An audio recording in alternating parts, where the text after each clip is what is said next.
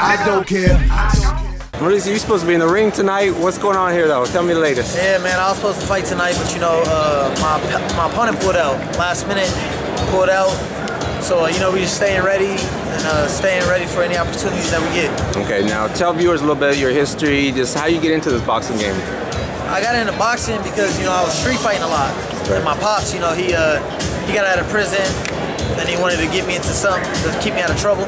So, you know, I got into boxing, and I started boxing at like 17 almost. Okay. And I came up the hard way in the game, you know.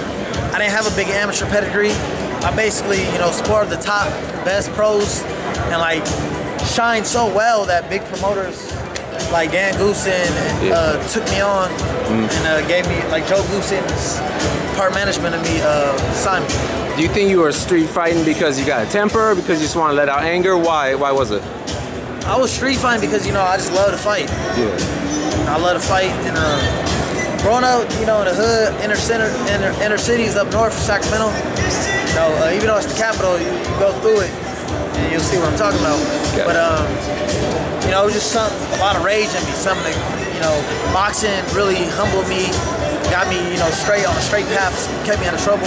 Yeah. So, you know, any kids out there going through it, you know, get in boxing, you know, not just to, you know, for the money, but also for the guidance. Right, you know, right. It can humble you, it can help you. Okay, and we seen you out of the Van Nuys gym alive, right? Is that your base, your home gym, or? Yeah, well, that's my home gym. I train with my head trainer, Joe Goossen.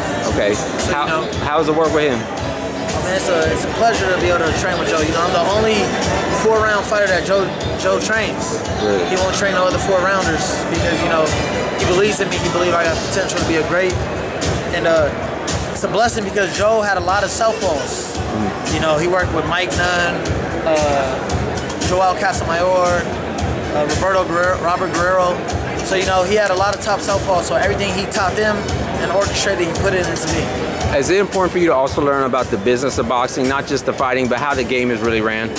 Oh man, that's critical because you could be the best fighter in the world, but if you in a bad contract or if you in a bad deal, you retire with nothing.